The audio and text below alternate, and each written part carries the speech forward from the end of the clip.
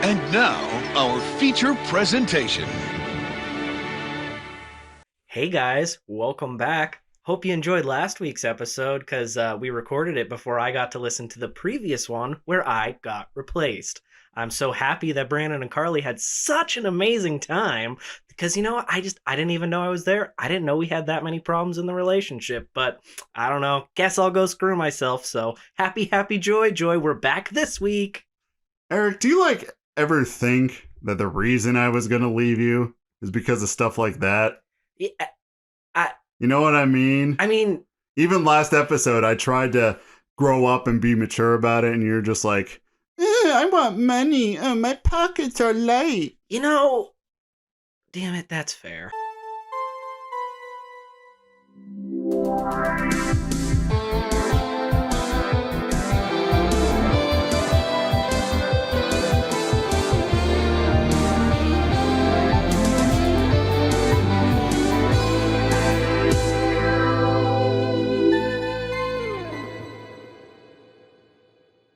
Hello, welcome to another episode of It Sure Is a Podcast.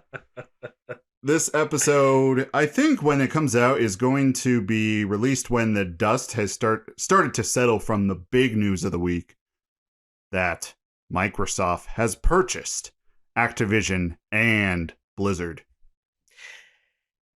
Yeah, Sony, it's time to nut up or shut up. You guys need to do something because have you seen the memes? I've highly been enjoying them where it's just They are fantastic. all I World have of Warcraft, to log in with your Microsoft account. it's like I have nothing left except Spider-Man. But that's it. But Sony's all real big on putting their money down on those exclusives. Yeah, but the exclusives hurt you. I don't understand why all of these gaming people... Microsoft can do it because they've acquired so many studios. They have a large library of exclusives. Yes. Sony doesn't. Sony, Mhm. you aren't that good. You can't survive on your exclusives. You just can't. Okay, we're definitely going to get into this topic, but we need to get this done right out of the gate because some people really, really like the title Indie for the Windy, as Eric so famously coined. My only contribution. And since we're kind of talking about Microsoft and things related, this is a perfect time to interject this bit. So, Indie for the Windy, right now, real quick. Indie for the Windy. Oh, God, I'm sorry. The for thing that. was, the minute you did that, the first thought in my mind was, it's okay, I'll cut it out in post. The second you did that. I already have the sound clip for it. We're good. Oh, yeah, that's right.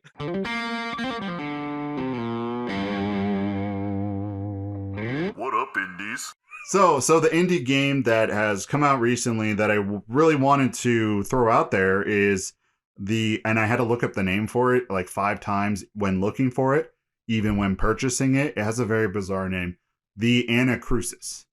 So the Anacrusis is a kind of spiritual successor to Left 4 Dead, but it takes place in the 1980s style sci-fi aboard a giant spaceship. Oh, that sounds awesome. So instead of zombies, you have a bunch of different aliens, and all the guns look kind of like Star Trek weapons almost. Like pew, pew, pew, pew, pew.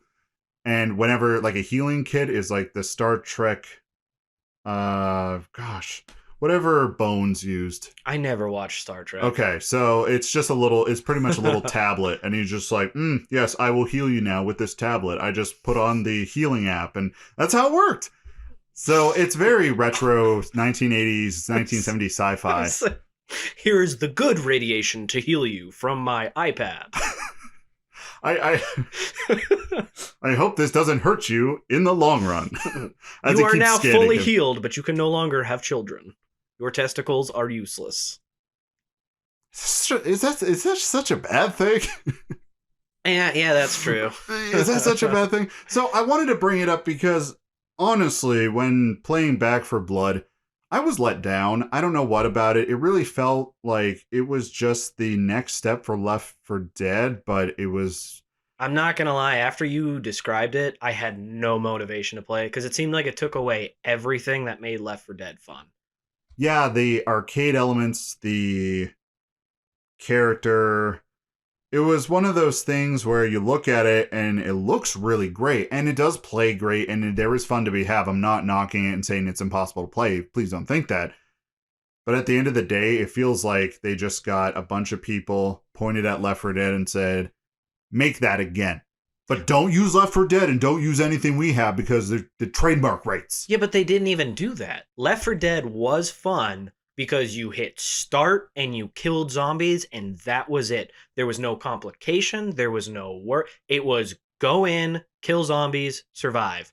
And that was it. That was the beauty of the game. There's a million zombie games out there that have objectives, that have you fight hordes, that are, object based. This one was get from point A to point B, don't die. And that was it. That was what was fun. And it was almost a party game because you could have up to 4 human players on a system playing it. That was the beauty. Back 4 Blood, the way you were describing it, was like, now there's this gigantic boss battle and you have to kill him in this certain way. And it's and no. Yeah, the boss battle really killed it for me. And I asked my friends about it and they said, yeah, the boss battle, like the last one, killed the experience for him. And they never want to play that boss battle again. And Left 4 Dead had it was super hard at the end because you had to survive that amount of time, but it was still the same thing. Don't die, kill all these zombies, and it's nothing specific. It's just shoot as many bullets as you can and don't die. And and I think that's where they screwed up. They took away that element, and no matter what you do,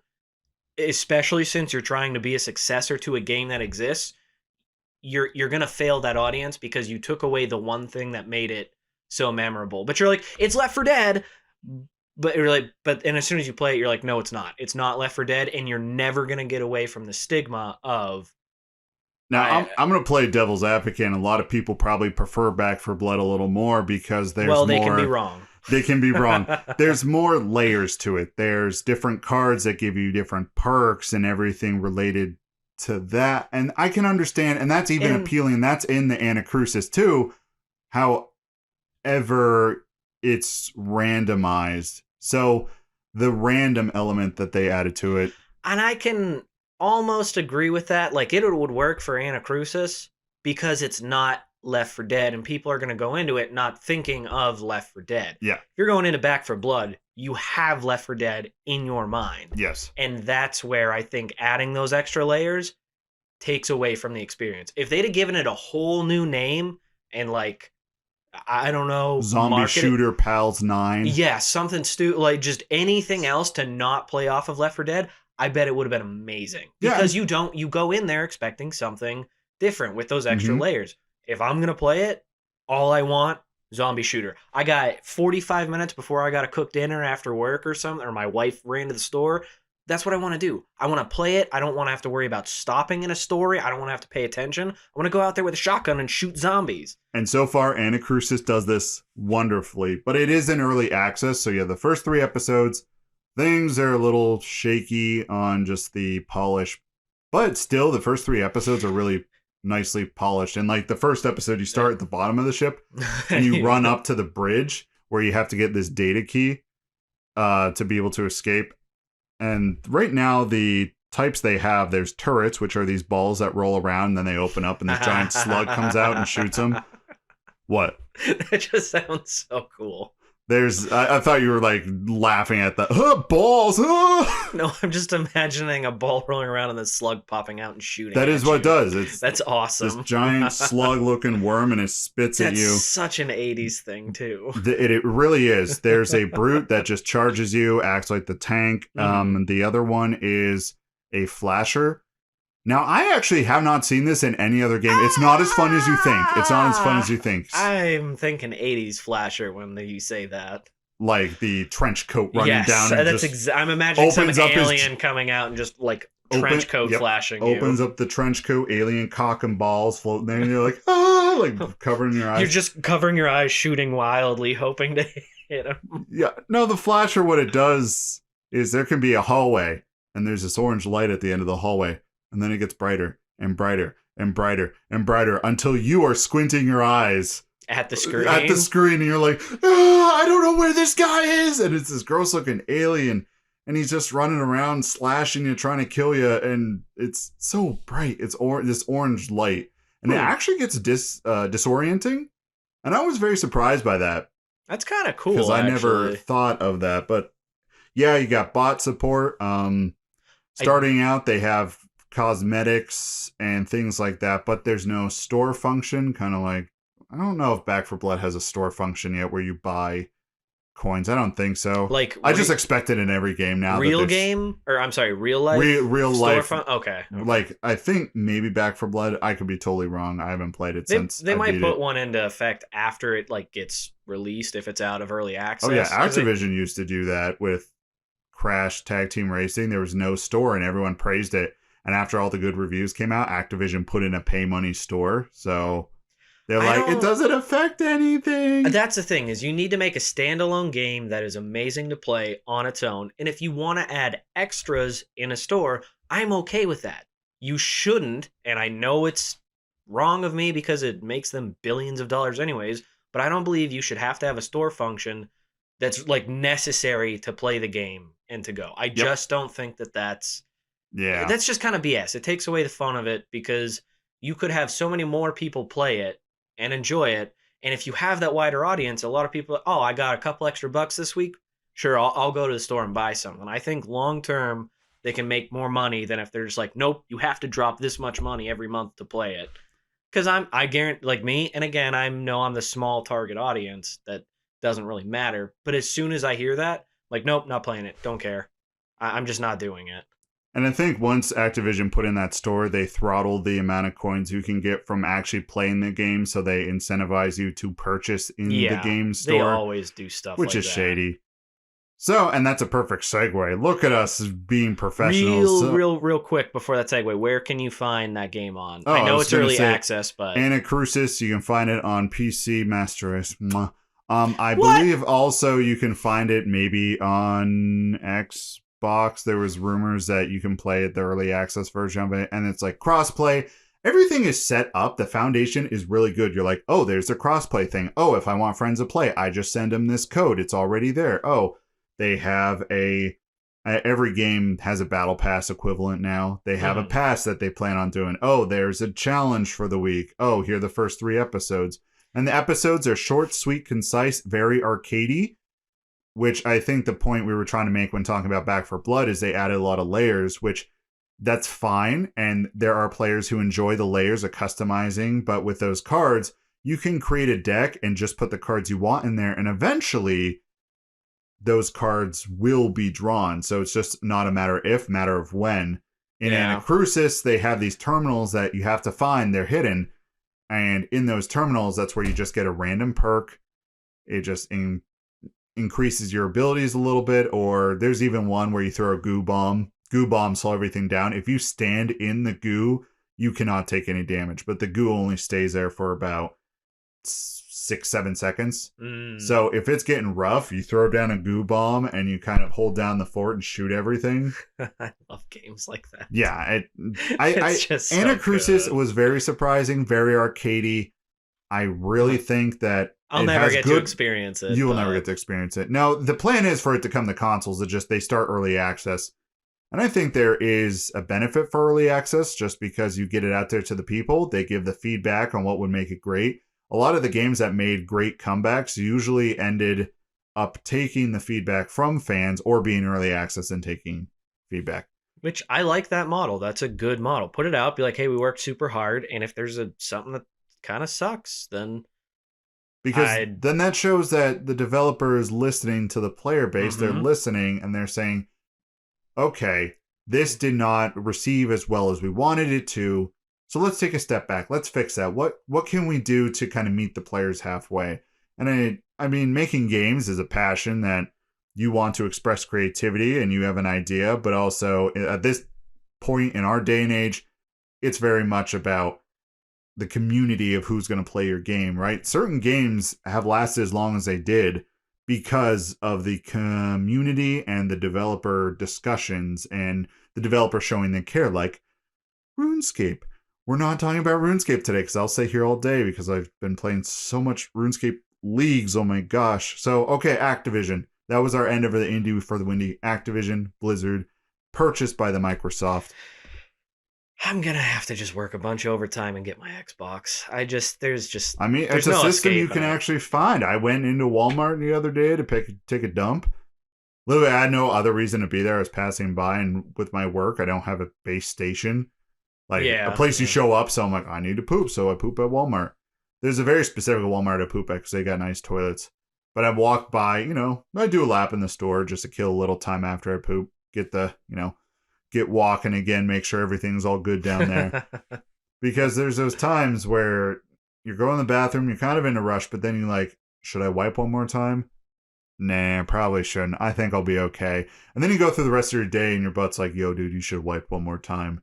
It's nasty down here. It's gross. You got some stank nasty going on, man. What the heck? Yeah, if you were to jog anywhere, you'd start a poop fire. Oh, that's just a trail of poop. Yeah.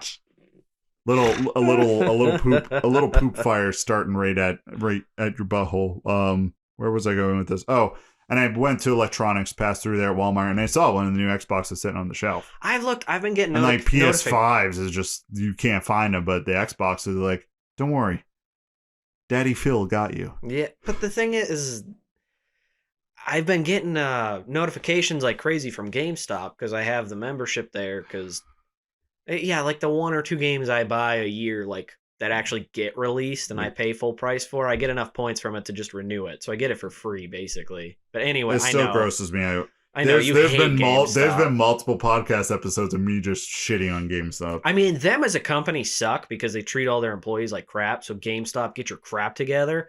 But the employees themselves, you actually get some dedicated people there who are really cool. Oh, yeah. And that's why I enjoy going there. Like, I hate supporting the corporation, but I do like the people there. But anyway, I've been getting notifications like crazy. They're like, Xbox, what is it, One X? Is that the new one? I could not even tell you. I can't. Series X. Xbox Series X, but whatever the new one is, they're like, we have bundles. And it's like $650. I'm like, no, that's more than my truck payment. No. Honestly, what I would do is just set aside a little bit of money every paycheck, like $20, and just when the game comes out that you want to play, that's when you get it all at once. Now, realistically, what's going to happen is I'm waiting for a game that I'm like, I got to play this. Like you're saying, it'll probably be Starfield. Realistically, it's going to be Starfield, and that comes out what, in February? Or not? We've had this discussion like 10 times. And as soon as you said February, I said wrong. I think it's fall or winter of this year. I'll look it up while you talk. But anyway, yeah. So what's going to happen is there's a game's going to come out. It's going to be only on Xbox or probably Xbox PC. But November 11th. November. Okay, so what's probably going to happen is Elden Ring is in February.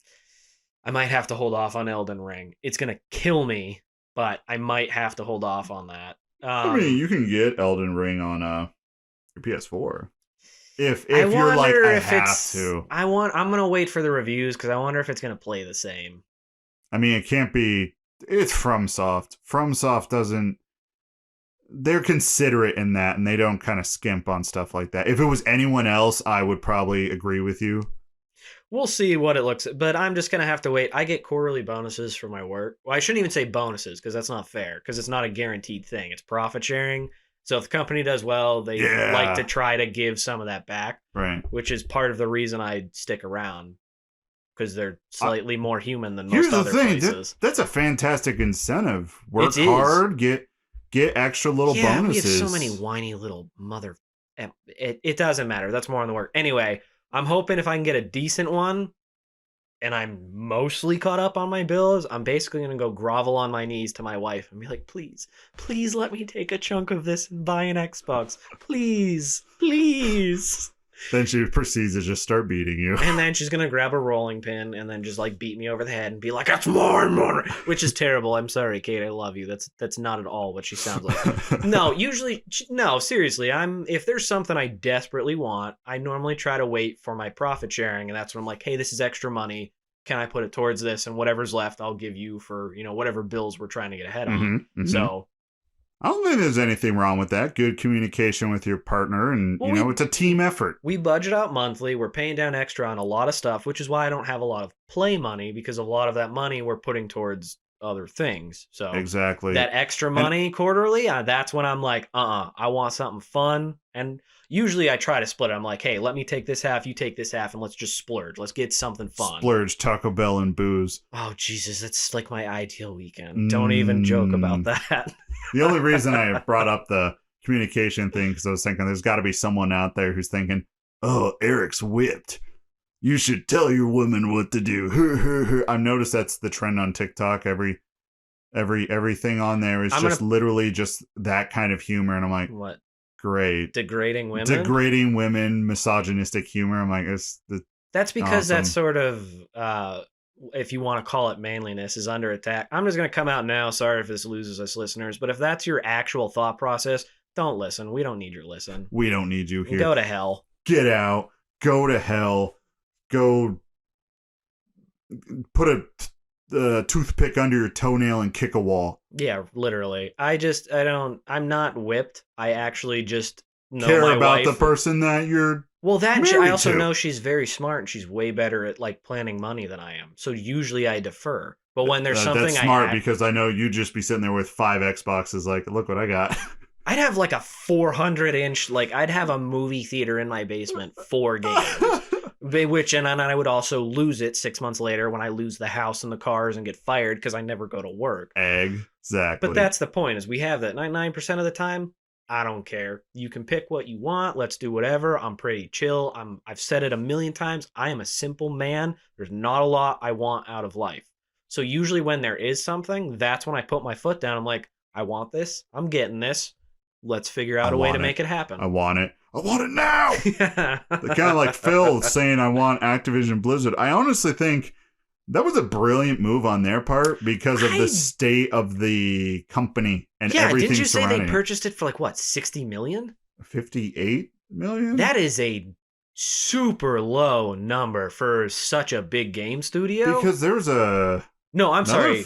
2.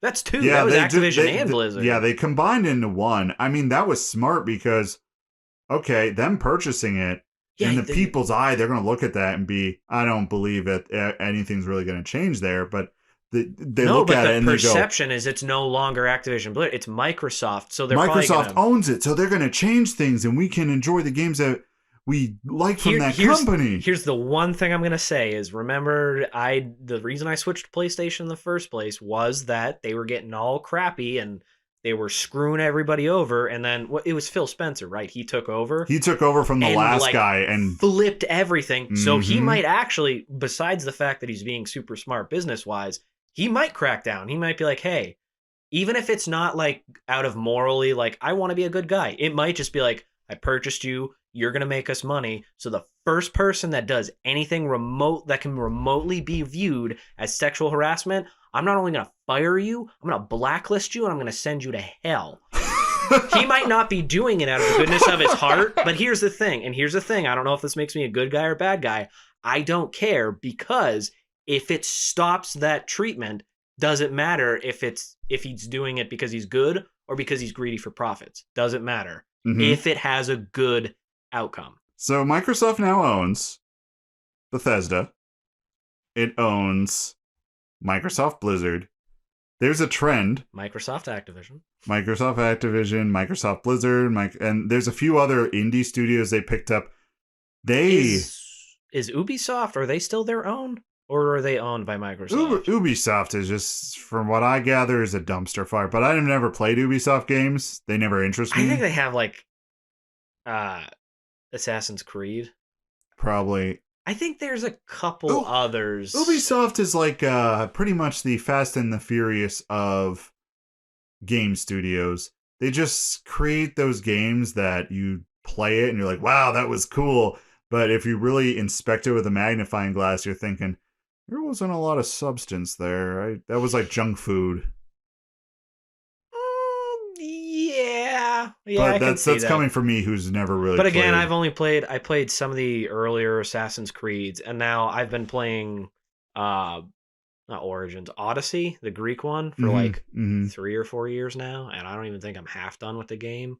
Because it was so big, and like you're saying, they like to make their games super long, but then again, like I said, not a lot of substance there. They're just, the games are massively huge. The thing is, oh yeah, that's it. I enjoy sailing around on the ship, and I do enjoy the fighting. I think they have really good gameplay, but like you're saying, that's kind of all there is to it. So I can play it for a little bit, and I'm like, all right, this is now boring. They have the story and everything, but I don't find the story all that compelling anymore. So because it got wacky and weird. Yeah, the original one was awesome. Like, they had a great idea. It blew my mind when I went over to my buddy's house and he said, "Hey, Brandon, you little bitch, want to come over and play Assassin's Creed?" And I'm like, "Yeah!" So we went over there and he just got a copy, puts it in his PlayStation. It starts and it's modern day, and him and I are looking at each other thinking, wait, what? Well, that was because everything you saw before that was all takes place in Jerusalem, and then it's modern day, and you were caught off guard. You're like, wait, why? And that was such a cool thing. It's like, oh, you can access, like, humans have the same thing as like birds. How do they know where to go at generation? Like basic DNA imprint. That was such a cool theory. Plus, I love almost anything having to do with like the Knights Templar. It's just such a fascinating, like, true subject in history. Obviously. They took creative liberties. Yes, they obviously did, but because it's based on that, well, they were such a secretive group and everything, you don't know. I mean, I don't think there's magical freaking artifacts out there that would do all that. That'd be so cool if there was. But no, they were such a crazy organization. Like, it's just... Anyway, long story short, I love the time frame, which helped it. But again, after those initial games, it kind of started... Like you're saying, there was no substance. They were just playing it to play it. Right, exactly. Although the pirate one, awesome. That gameplay I could play forever. That game was so much fun. All right, I'm going to do something gross because I have to fix something with glasses. So just don't judge me. No judgments. My glasses, when I get spots on them, it drives you up the wall. Yeah, I need new glasses. I just literally lick the lens of my glasses just to get a good amount of spit on there to get this stain off. It's a little better. I need new glasses so bad. I can't see shit without them. These are like relatively new, and I've already scratched them all to hell. And that's why I was saying Ubisoft is like Fast and Furious of video games, where they're fun, but there's not a lot of substance. They're too big. They went the same route as Dragon Age Inquisition. It's too big. When you make it too big, there's not a lot of option for you to make the world dense. It turns into a checklist. Yeah. And if you're gonna make it that big, put more stuff in there. Like, please. I don't like. They're like, well, you can find all these crazy things, and like, it's so you're finding treasure. And again, that's cool because you got to grind for all the best equipment and stuff. But it's too big. It's too much. Bilbo said it best. I feel like butter being scraped over too much bread. Mm-hmm. Like, it's not good. At a certain point, it's just not fun. Yeah, I'm harping on it too much. I'm saying the same thing over and over, but... Microsoft will purchase them eventually. It just looks like Microsoft is going to purchase up all the studios. It really is going to turn into Microsoft versus Disney versus Amazon. Pretty much. For world domination. And then they will all combine into one mega mind. Well, Amazon's going to corner everything you need to buy. Disney's going to be everything entertainment related. And then Microsoft is just going to be anything gaming related. Okay, so who's going to buy who first? You think Disney's going to buy Microsoft first or Microsoft going to buy Disney first? I think they're both too powerful. I don't think either one of them will ever buy each other. I think they would literally implode themselves before they let that happen. We're liquidating the company before the friggin' mouse gets a hold of us. I honestly think those three companies are going to be... You ever seen like those futuristic like conglomerates control the world, apocalyptic? I think it's going to be those three companies. Oh, you need to buy something? Has to go through Amazon. Oh, a video game? You're going to buy it through Amazon, but Microsoft is going to own it. Oh, you want to watch anything, live entertainment, TV, movies, porn, doesn't matter. It's all going to be through Disney. I mean, actually, Disney is one of the... I still think they are the leader in the porn industry of, like, the companies they own. What? Yeah. Disney is, like, the highest producer of porn. I'm going to have to, like, look into that. Not even, like, to the porn. You're like, I have to study all of it. So you find the companies and, like, oh, everything from this studio and this studio. My kid's going to look over and be like, are you watching porn? And be like, no, I swear this is research. The Disney rabbit hole I just went down is crazy. You can look up online. I keep bumping this little stand I have the mic on. And now you're knocking on that. Oh my gosh, I picked up so loud. Hey gamer, I'm just taking a second to check in on you. You see, the last time your mom and I were hanging out, she may have subtly dropped the hint that you're not really sure how to support the podcast. And honestly, when I walked out of her room only wearing a bath towel and we locked eyes, I could see it on your face. There's quite a few ways you can support the podcast. You can find us on Twitter at sure_podcast, over on Instagram, it sure is a podcast, YouTube, and TikTok, it sure is a podcast. That's all you gotta look up. And then TikTok is for you Zoomers out there, because I post some real stupid shit there. For Eric and I, you listening is probably just one of the best things in the world. But if you do want to support us, those are ways you can. Also, just tell a friend that, hey, we listened to a terrible podcast, you should hop in on this. Also, if you want to support us monetarily, whatever one that makes you give us money, you can go on over to www.buymeacoffee.com/ISIA podcast. There you can drop us a few bucks and be on your way. But like I said earlier, just you guys listening is really enough for us. It picked up on the same wavelength as you laughing or talking really loud. Yeah, you can find photos online where people have graphed it out where it's like Disney owns this, and it's this giant web. If you've ever really looked at that, it goes deep. You're like, oh, they own that? Oh, they own this? Wow, they own that? Yeah, and they're one of the highest producers of porn. I'm seriously gonna have to look into that just because they're so strict in what carries the Disney name. Well, because I'm sure it's probably like not shell companies, but like what are they called? They're parent company to a lot of like the other ones that don't carry the sister Disney name. Company, sister location, whatever, all those different. So there's a money like financial trail to Disney, but like public eye wise, there's nothing linked. Oh yeah, and not a lot of people know that fact, and when I bring it up, they're like, "No way!" and they look it up. I mean, I don't care. It blows my mind that a family company would just be like, "Oh, I mean, it's a big industry. I wonder if they have their own sex toy line." They probably do. I'm on it, like just thinking about it. That like they're like, well, we're family oriented. We got that market pretty well down. They're like, maybe we should try to go into the dirty side of things too. What about the freaks out there who enjoy this kind of stuff? They're probably like, I bet people out there have a Mickey Mouse fetish. Let's go make a dildo out of Mickey Mouse. You know, if you're into it, just be into it. Mickey Mouse fetish, you know, we don't kick shit here. I'm not knocking any of this. It just blew my mind that Disney like would do stuff like that. That's all. Which is just a testament to how good their marketing department is. You would never know. You would never suggest anything. You think it's all family friendly, but nope. Yeah, so we'll have Amazon, we'll have Disney, and we will have ourselves Microsoft being all the video games. It will literally be the tribunal of the real world. And I've done a little research. There's not much to talk about, honestly. Phil just showed up one day, said, "Yo, Blizzard, listen, I hear you're touching your people inappropriately, so I'm going to offer you something." I honestly wonder if they made a deal, though, like to keep a lot of the executives on board to keep getting paid and stuff. But they're like, we're going to buy you out. It's going to be super cheap.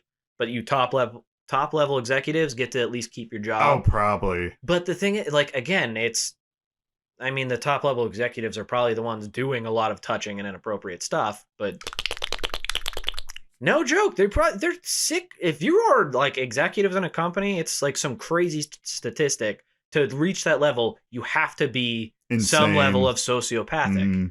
And it's just but anyway, I don't know. I hope they start putting out good games. My one true hope, and I know I'm a plebe and this will never reach Phil Spencer's ears, but if anybody who works at Microsoft or knows somebody who does, you guys got this, bring back Baldur's Gate Dark Alliance. Not your bullcrap Dark Alliance game that you destroyed part of my childhood and my soul died with, and I'm still scared to try it after the updates because if it's not good, I'm going to cry. But bring back Dark Alliance, Baldur's Gate Dark Alliance, the real one. Yeah, not the Dungeons and Dragons version of it.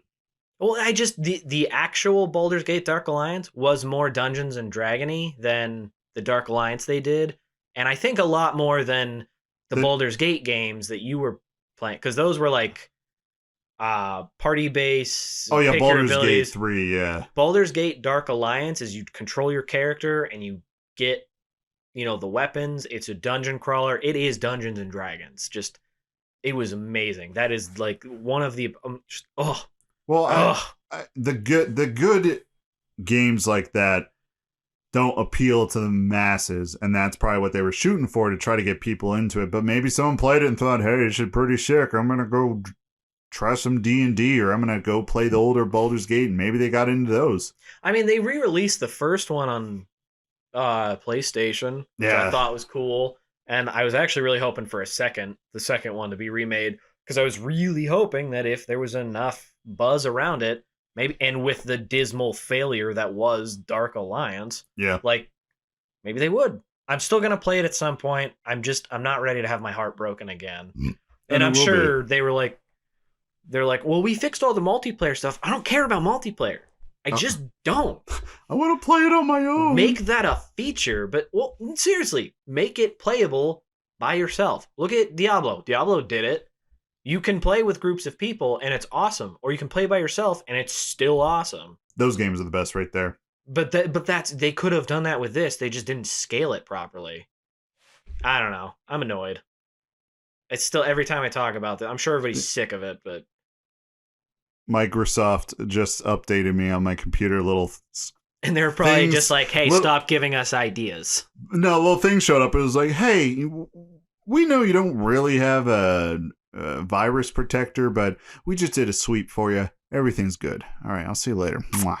And then the screen left.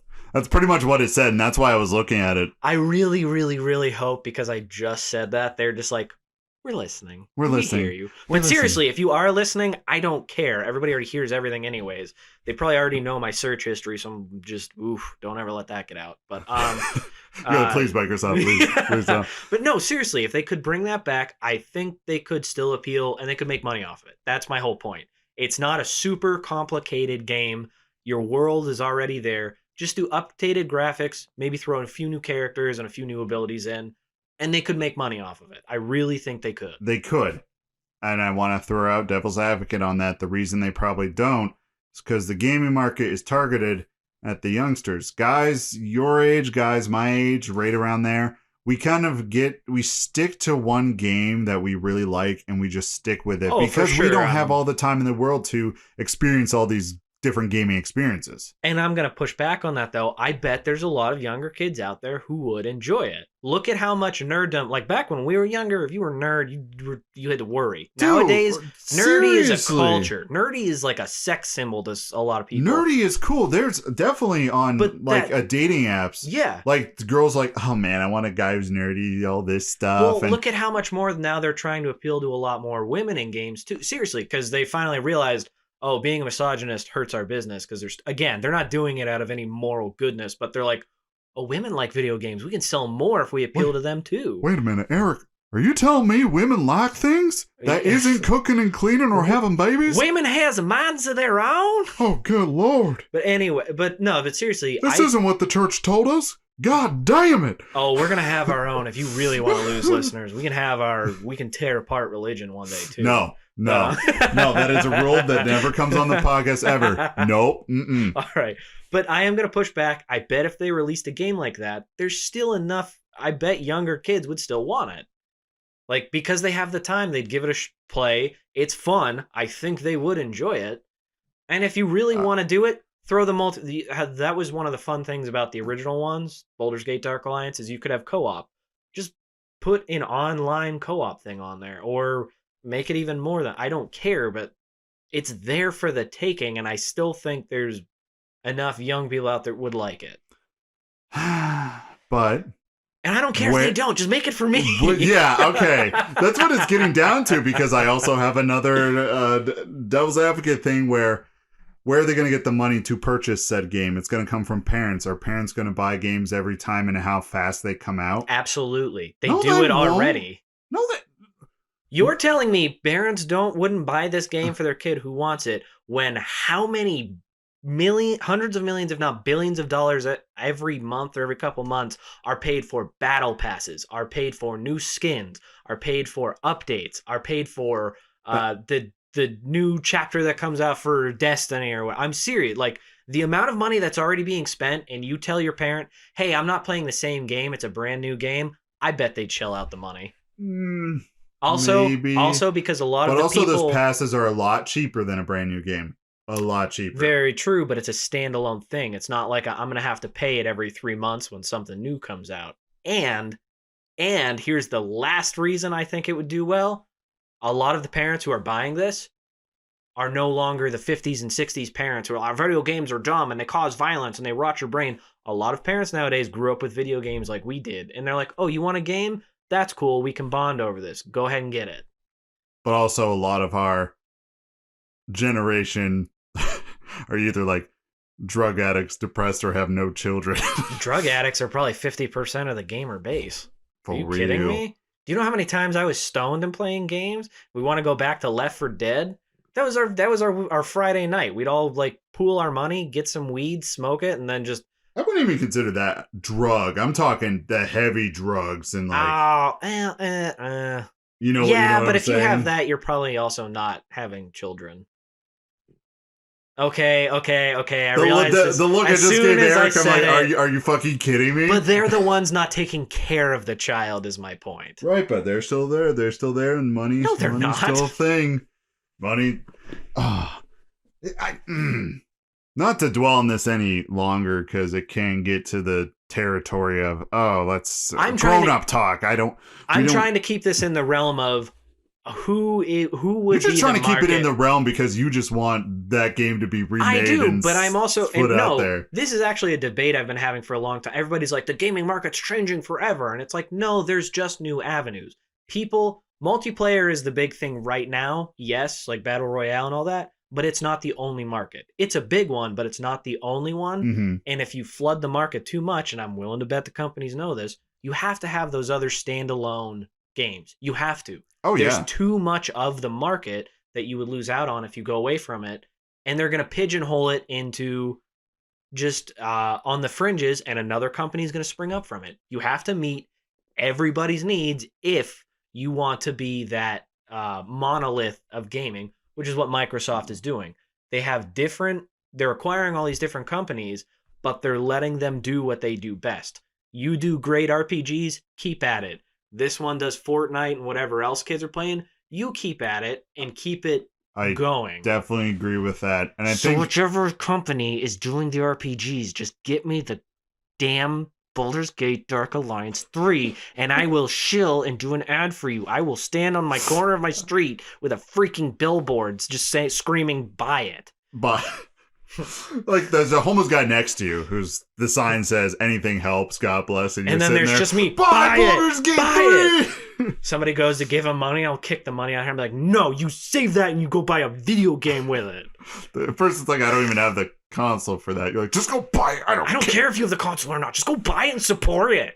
Just make it by a very dedicated team. And from that perspective that you brought up, I think Sony's kind of rooted where they're at by being the company that does the single player experience. Sony is the old white guy stuck in their ways, and that's why they're going to take a huge hit because they just won't change. They're like, this worked for so long, but that's why Microsoft is crushing them. It just is because they're willing to change, they're willing to adapt, they're willing to try new things, but they're also dedicating. That's what it is. They're trying to do new things while keeping the old ones going.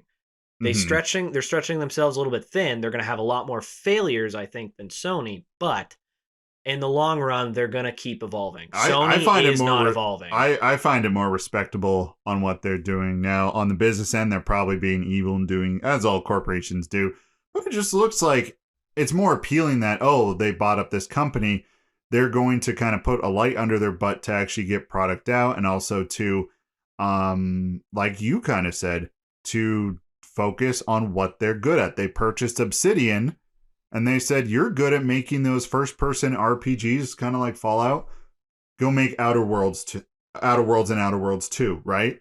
Stick there. We're not putting you somewhere else. There was another one they were coming out with soon too. That was supposed to be like the new Skyrim. We talked about it before, yeah, that's what they're Avowed is what it's called. But there's like nothing on it. It's so early in development. Yeah, But it's still further along than Elder Scrolls, whatever the next one is. I don't want to talk about that. I'm getting so sad. It's definitely further along than that, but it is. I'm really hoping, like, in 6 months, they're gonna be like, "Hey guys, the next one's gonna drop in a couple months." I'm really hoping it's something like that. Wait, Elder Scrolls? Yeah, it's not. That's not it. They're like, no. Excuse me. They're like, it's years and years away. I'm like, don't tell me. Lie to me.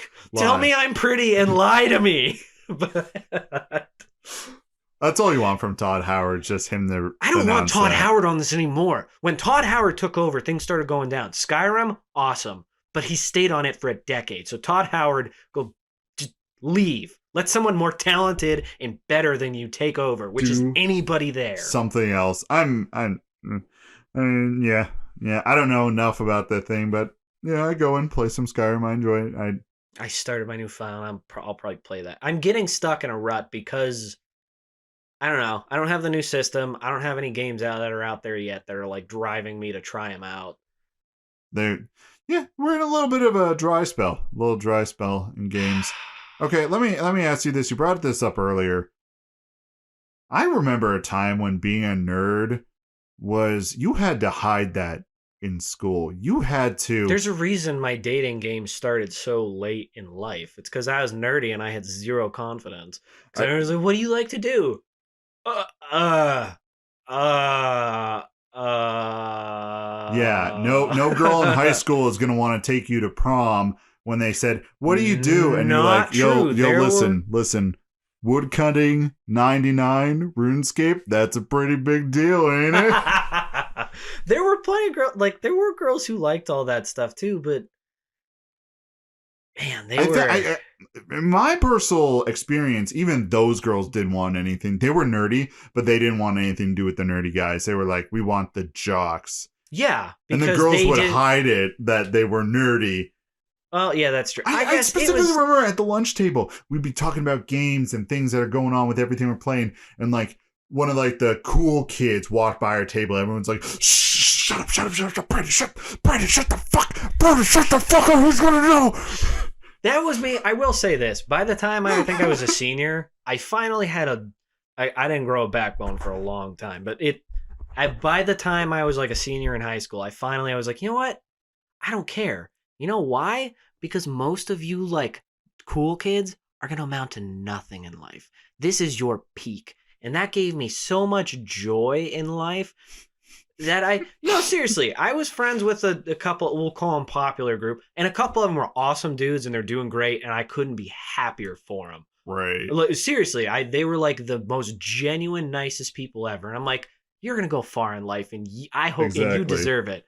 There was a lot of other kids where I'm like, I don't care. I'm never going to see you again. You could die. Wouldn't care. You could become millionaires. Wouldn't care. Get out of my life. Stay out of my life. There's a kid I went to school with recently who just is on trial for homicide, I think. Holy crap. Okay, I don't think I have anybody like that in mind. Mine were just a lot of like rich, douchey kids. And realistically, they probably grew up, saw the real world, and they're fine people. Like I'm overreacting because I had such social anxiety and no confidence that I was that probably like incel high school kid who was like, everybody hates me and it's not my fault. And then I got older and I'm like, oh no, it was my fault. I was a loser of my own making. But I don't think there's anything wrong with that. Like today in schools and, seeing my niece grow up and school is brutal. School, dude. Yeah. Especially if you were a nerd. We'll get back to the nerdy. Yeah. Like that was, I don't know. Now I don't want to. Yeah, it was weird. There was such a stigma about it, and I hope it's not the same now. I hope it's like if you were to trade Pokemon cards, you would get beat up. And also, I'm throwing it out there. Really? I really apologize for the sound thing with me and the mic. It gets loud right there. It gets really loud, and I apologize because I could see on the. Me when I jammed my mouth into the mic. I'm apologizing for that because I saw all the audio waves go all the way up to the top and get cut off by the barrier I have. So and you heard it earlier. Clipping the mic. Yeah, I clipped the mic pretty much. That's so fun. Back then, Pokemon cards everyone was into them. And then they got outlawed at my school. Partially because of me, I think, because I legitimately just stole some kid's Ninetales because I wanted hilarious. it. And then when they came back, it was like selling drugs. You're sitting there looking around, open your locker. We kind of had that similar kid shows up, too. you're just like, hey, you want that Charizard? And they're like, yeah, I got myself this. Yeah, you had to do it like real sly, like you're talking about math homework, so the teachers didn't see it. Yeah. And I don't know, and I would kill what are you doing? To grow up in this culture. I'm just selling them weed. Oh, okay, that's cool. But if I see Pokemon cards... That's what some of the teachers were like. You're like, you selling drugs? Yes, definitely not Pokemon cards. All right, as you were kids. All right, well, I want half your profits after school, but no, ours was really Pokemon cards. All the kids loved them for a while, and then it was like the following after whatever summer break that next year. Then it was like Pokemon's not cool anymore, and that's when the nerds on the fringes were like, oh, crap. This was our thing. And also, parents would never get into the hobby with their kids. They would just say that's stupid, and you're dumb for wasting all your time on that. And I guess they would never take the step forward of saying, hey, okay, you really seem to like this, so let me sit down and enjoy this with you. I mean, I'm going to throw it out there.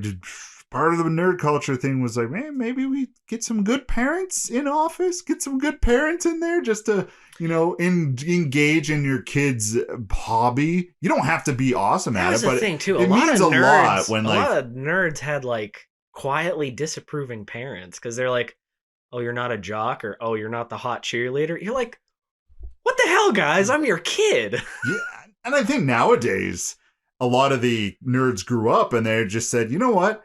I'm going to be nerdy and I don't care. And I love that. I just love how I can walk out into a public place and seeing people like wearing just the nerdiest stuff. And there's no one saying anything about it because it's cool to be a nerd now. Back in our day, dude. Yeah. It was borderline. I'm already trying to corrupt my nieces. I'm like, by the time they're 5, they will have seen all of the Star Wars. And they're like, you can't let them watch Lord of the Rings. I'm like, the originals are a little scary. I'll wait until they're like 7 or 8 and then we will watch it. Then the corruption will begin. I love it. They're like, Uncle Eric's here. What's he going to talk about with you? Okay, Star Wars. What do you think I'm going to talk about? Yeah, what do you think I'm going to talk about? And you slap her in the face. The mom to the niece and not the kids. No, I'd love my brother and my sister-in-law. They're wonderful parents. But yes, I am full on going to corrupt them with my nerdiness. Nothing wrong with corrupting with nerdiness because honestly, in school, I would get ashamed of Okay, so I grew up in a time when the Game Boy Advance just came out, and when I told my mom I'm so bored on the bus, and my mom said, "You have that Game Boy Advance? You take it anywhere. Take it with you." It's like I'm afraid kids will make fun of me, and that sucks because that would have been prime time game time to play. But then they would ask, what are you playing? Oh, well, if you said Pokemon, everyone, all the jocks come to the back of the bus and start beating you in the seat. If you say, I'm playing, I don't know, I'm playing, Secret of Mana. Oh, bet you haven't heard that, the RPG from Square Enix. And then they come back and beat you on the... Like, there was no cool game, but now I think as games became more mainstream. Yeah. Everyone plays a game in some extent. Even like the coolest jock I've ever seen. Like, yeah, I have an Xbox. I play Xbox sometimes. Mm-hmm. My favorite thing on the planet, my absolute favorite thing is these two things. Bodybuilders and guys that are jacked who like actively play D&D and actively play RuneScape. And there's a lot of those. I'm just going to say it again. We've talked about it probably a million times. But if I was gay, Henry Cavill. Dude is ripped and just a huge nerd. And I was like, man, you give me hope, Superman. Give me hope. He plays Warhammer and actually paints all the figures. And I never have played Warhammer. I don't like the actual tabletop game. I don't know how to play Warhammer. I don't know. There's another podcast I listen to. They're huge. But the one kid, he was like, yeah, I never played as a kid. One of my hobbies was I love to paint the little figurines and stuff. And that's all he did was just paint them? He's like, never played the game. He's like, I think I probably tried it once. He goes, but I was like never into that. I just like getting the figures and painting them and then having them. And I was like, yes, that's what I would do. I mean, I never did, but I could see me doing something like that. I mean, those figures cost a lot of money. a lot of money. That was one of their. I'm just gonna do it. It's the TMG podcast. They're huge. They don't need a shout out. But just so I'm not like ripping bits from them, like they get this credit. He said the one time he's like he worked real hard. He saved up a bunch of money and he bought like this giant, I don't know, some figurine or other. And but he tried to put it together and like glue it, and it was just a mess. And he wasted all this time and money. And he was like, yeah, that was the first time in my life I realized like, oh, money is a real thing that has consequences if you waste it. It really... I was like, oh, wow. It really is. And once you realize that for yourself, then you become like what's the term for it? You immediately put on a pair of glasses and start talking like your father. Mm-hmm. Hey, turn the light off. That costs money. It might be cold in here, but it's cold to live and have the pipes not freeze and burst. You're cold, put on a sweater. Dad, if you say that to me one more time, I'm going to run away. And then he'd probably just be like, do it. And be like, good, you know how much extra money I'd save? The second you realize that, you just become your dad and 90s. Understand money and how important it is to save. Yeah. I think it's kind of difficult now to save in this kind of gaming landscape we're in because there's games releasing every single day. And well, on all the extra stuff, that's why I'm a big fan of the RPG. I get it. Like, if you have that disposable income and you have the time, all those newer games are awesome.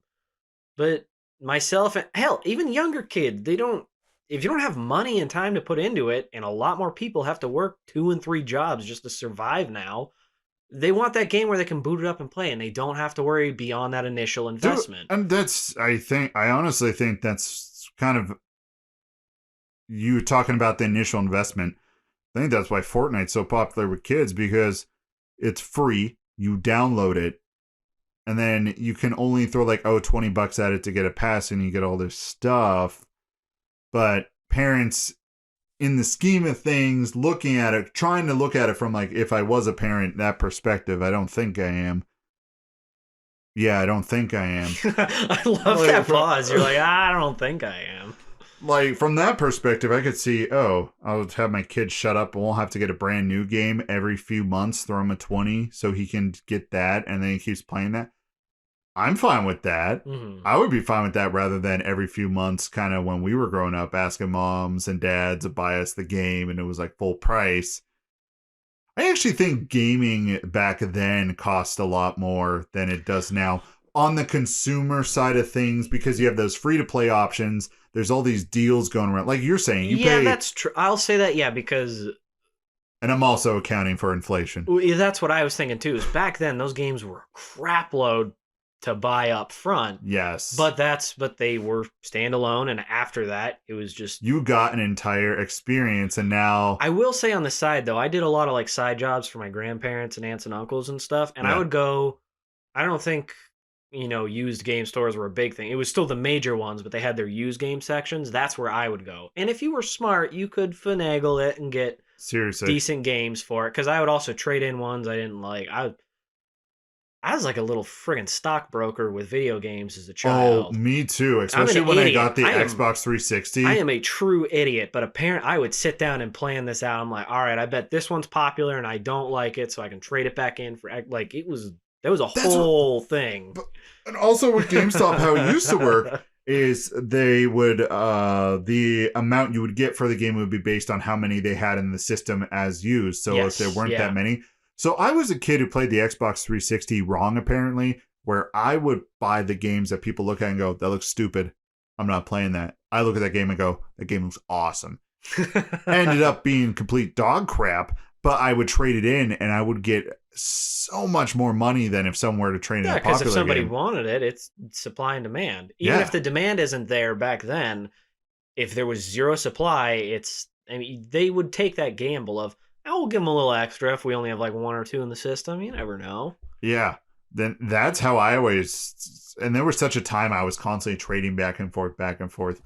And man, I really... Gosh...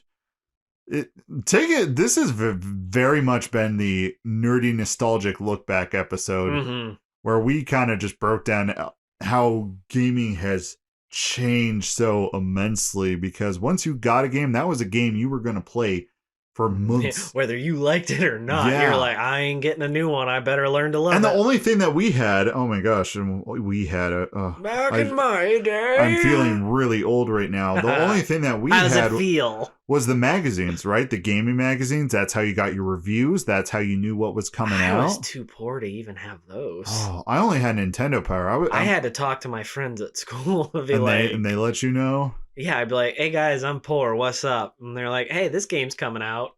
It's Or still- TV. TV was also big. TV, like for commercials, you mean? Yeah, like commercials. Game commercial. Okay. Yeah, man. Or I just had to go there like once a week and see what was there and look at their posters on the wall. Yeah, That was a big thing there. My parents like, "Why are you going back?" I'm like, "I got to get my news somewhere, guys." yeah. You need to figure out what's coming out and what My to dad's get like, "Your excited mom for." has to run to the store, help her with groceries, and can stop at the store for 5 minutes to look at your stupid posters." And you're like, yes. Not realizing that I'm just free child slave labor for my parents. But Dude, you got to look at those games. Yeah, I was always a Nintendo kid. Still am a Nintendo kid, but I'm like a Nintendo PC kid now. Like- Nintendo's always been solid. Always. We had N64. That was my first big one that I remember. Then Game Boy. So there was Nintendo for a little bit. Then Halo came out, and we got an Xbox because my dad was like, "This game looks cool." My older brother was like, "This game looks cool." My dad's like, "Can we swing it? Can we not?" Blah blah blah. Right. It was a Christmas gift. They got it, and we were like Xbox for a long time. Yeah. And then after the 360, and I was like, I gotta switch to PlayStation because I'm a Wii. Because I'm a weeb. I don't even know what that term is. That's your reason. Because I'm a weeb. I don't think they even have an anime game on there except for that one that's Dark PlayStation? Souls anime. Yeah, there probably are. PlayStation, anime games I on think, there. has a decent amount. They're just not hugely popular. I'm not a fan of anime. They're like cult classics. They have strong followings. They're just not massive. I like anime, but anime games I can never get behind because I never really played that many. honestly, it's a combination of how sometimes long and drawn out animes can get in the sense of their storytelling. Sometimes it's A lot to of the them better don't of them. make sense. A lot of the games don't make sense at all. And I've always asked. And also, like, if I can't pronounce the title, I'm not playing the game. well, that was the thing that always bugged me about Kingdom Hearts is I'm like, the story doesn't make sense. Like, to me, I'm almost a completionist when it comes to games. I'm like, I can't even say that. I'm like OCD. I'm like, if I miss this one little thing, I'm not going to recognize this reference in the next game. And like, that freaks me out. Yeah. So even when it's not fun, I search every little corner for everything I can find. And then there's games like Kingdom Hearts where like, it doesn't matter if you do everything, you're still not going to understand. You just won't. The reason that is, I found out, is because every single game is canon and important to the story. So there's mobile games. There's this kind of Flash MMO type game that's out there somewhere. There is this really weird, and they re-released everything in a big bundle before the third one, which realistically, I'm never going to play. No. The kid who liked Kingdom Hearts in me died long ago. I haven't even played the third one. Oh, that Innocent? That was long before. I played the second one long before I had any outside corrupting influences. That kid has been dead and buried and resurrected and killed again. Like, so it's fun to every once. Like, I think I beat the first one because my wife always wants. She loves the story of it. She doesn't want to play it though, so I have to play it, and that's fine. But after a while, I'm like, I don't care because I'm not getting that much out of this story. Like, young emo teenager me loved it because I was like, it's like they're teenagers and he's fighting for this love and his best friend betrayed him. And like, to you, this was this epic story. And it's kind of angsty mixed with exactly. And all the characters, their models, they just sharp hair, sharp corners. And I was like, that is the epitome of cool. Every single character looked like they came off a Slipknot album. Teen angst was just rife in that game. And now as an adult, I'm like, I want to throttle you, you dumb kid. Like, I legitimately would kill you if in this game if I could. Sora's always just like, yo, the power of friendship and just being pals, that'll get us. I never liked him. I always like, what's his name, right? What's the buddy's name? His friend's name? The one that betrayed him, sort of, but not really. Yeah, but not really. Riku. Riku. That's Riku. I always liked Riku better. I'm like, at least he's not a whiny little brat like but you. he's so angsty. He's so edgy. It's just a knife If with anybody hair. ever saw me as a teenager, I was so angsty, and I was like, he's the epitome of cool. Oh, angsty. But again, as an adult, I'm like, you're all idiots. Yeah, that's a weird combination now that we say it out loud, that Kingdom Hearts is Disney with angst. But that's, I think, why it appealed to so many people. I think because they had the angst, but like with Yeah. the Disney, I couldn't tell you what the story was. I just know Sora, Donald, and Goofy. They had to stop the darkness, around. and I don't know how they did Well, it. what is the darkness? Because then in the second one, they're like, whenever a Heartless is created, a Nobody's created, which Roxas was Sora's Nobody. And when he found that out, he's like, oh, I don't have a heart. But if I'm talking and thinking, but he and did have a feeling, heart because he was more human than most of the other people there. That's what you think. But then if you play the Nintendo DS exclusive, I think they did a remake of it, of 358 Days Over 2, however you say that, where you played as Roxas, Axel, and the girl. You found out that girl that was Roxas's best friend was only an amalgamation of all the memories from Sora. Yeah, that was Kairi. So she didn't really exist, and for Kairi to exist, pretty much Roxas would have to kill this girl so Kairi could exist. You see how angsty and convoluted it's getting? Yeah, and as an adult, you're like, I don't have time for this. I got bills to pay. I ain't, and no. Then Organization 13 and the main bad guy Xemnas is like 30 different dudes, and he just changed his name. That's I lost. Even as a child. I hate the trope when there's a bad guy and they said, oh, I just changed my name. I'm like, then you find out he didn't just change his name. It's like somebody completely different, and it's like, I'm the Heartless of this guy. And I'm like, well, I thought the original guy was the Heartless. What is going on? I'm like, I mean, yeah, you can change your name. Anyone can change your name, but I want the documented proof from the courthouse that you changed your name, because I believe in that. Where's your real ID? All right, Xemnas, I want to see your driver's license right now. And this is why I go back to Skyrim. It's just easy and simple. I think sometimes when people are making stories, and I can kind of relate to this because I've gone hard into editing Briar. Chapters 1 and 2 have been edited and fleshed out and cleaned. Gosh, now there's like 20 more. Almost 30. Almost dang. 30 more. The chapters aren't necessarily long and they might get combined, but that's the editor's job. But at the end of the day, the story isn't complex, but there's in a simple story, you can have a lot of complex moving parts.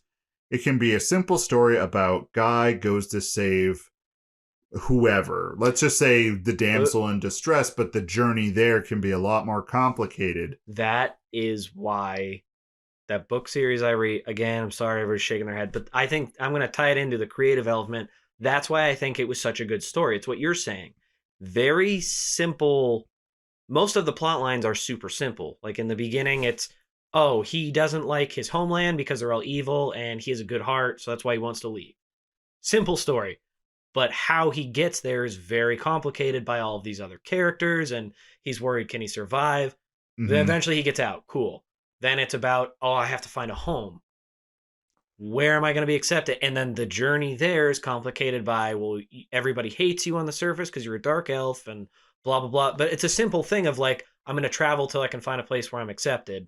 And it's that, but in every book, it's like, oh, now there's a war going on. Very simple. Win the war. Each character, they bring in different characters. All, like you're saying, simple stories, but you make it complex by making the world real. The characters and how they react to your world is how the complexity comes from. And I think in Kingdom Hearts, I couldn't tell you what the guy was thinking when he made the story. I could not tell you. That's why. I think there's no set world that exists in. And that is very hard to track. I guess you're right, because it's a bunch of different worlds, and no one world is fleshed out. It's just, oh, this is where Sora lives. It's on an island. Well, that's the thing, is like when you go to the... Hold on. Destiny Island. It's an island, but there's never boat on it to get on or off the island. So how did these kids get on the island? In the first one, there is something weird of like they're in their bedroom or something. Or is it the second one? They're in their bedroom, but and you it's can see the island in the background. Yeah. So how did they get to the island? There's got to be some stupid like little boat that gets there. I'm more worried about the parents that just let this child row, 5 miles out to sea to go to an island and hang out all day and come home. Yeah. I mean, it sounds like a child's dream, but it's also super dangerous. That's why I interrupted, because I'm sitting there, I'm just like, where were the parents? But here's the thing, too, is like when you go to like Hercules World, that was a cool story because you're like, oh, I know all these characters. This is a set world. I got to defeat the bad guy and save this world. That's cool. That's a linear story with these characters that are already established. And then you go back to, it was like the beginning of the game and the end of the game. You're like, I don't know what's going on. I don't understand what the goal is of like lock the darkness away. Like you're saying, what does that mean? Especially since every game when you lock the darkness away, it's not gone. So you never destroy it, you just lock it away. I saved all these worlds. Well, no, you didn't, because in the second game they're all bad. Like there's and no the whole goal is to continuity. open up Kingdom Hearts. But what is Kingdom Hearts? It's a big door with a heart, and they said it's a way to fill our hearts. Yeah, what does that mean? There was no continuity. Gameplay was cool. I liked the gameplay, but the story was so convoluted. And as a child, your mind is open enough for that. But as an old angry man, my mind is closed to that. So it's just like you have to have logic. You have to have reason. The rules have to apply. You can't survive in life if you don't have this, and it's just that innocence is lost within you. So. We'll moment of silence, shed a tear for all of us old people. But yeah, that game came too late. All the younger kids had a different play style, and all the older kids are like, "Nah, we're dead inside. We can't have this." We're dead. The power of friendship. Yeah, my friend, cheated on me with my girlfriend. So like, the power of friendship doesn't exist, guys. I get what you said. I don't know if you said it right. Cheated on you. Your best friend slept with your girlfriend. I don't know. Okay, there you go. Cheated on you with... your friends are douchebags. Yeah, okay, all right. Because I understood what you said, but as soon as you said, I'm like, you didn't say it. I don't think you said it right. Oh, it probably came out as I slept with my best friend. That's what it sounded like. That's why I'm like... I'm old. I'm tired. We ain't kink shaming, but I mean, if that's your thing, that's your thing. But no, you realize like the power of friendship isn't a real thing. Like friends are real. You can have true good friends, but like the power of friendship will get you through anything. No, it won't. It doesn't pay your rent. No, it doesn't feed you. It doesn't. It doesn't. It doesn't. On that note, please give us money. Thank you. just getting that shill in there. Just had to a little bit. I kind of feel like the creative process for Kingdom Hearts was just, let's make it as complicated as we can because we have Disney characters, and that would be interesting, or that would be different if everything was obnoxiously complicated. And like I said, like you were saying, I think it worked because the kids like that story. You are young, you're stupid, so you're gonna let your mind open up to be like, I get it, this makes sense. I just have to finish the story and I'll get the answers in the end. Or I have to consume every single thing to stay up to date with the story. I distinctly remember at the end of the first one, the bad guy turned into this giant amalgamation of just the giant boat with like a person sticking out of it. Oh yeah, weren't you like flying when you fought him? Yeah. That was, again, cool gameplay. Didn't make any sense. Not a lick of sense. I was like, why can't I turn into a battleship and we'll just have a battleship fight? Yeah, it's... Kingdom, at the end of the day, with everything we covered, Kingdom Hearts is weird.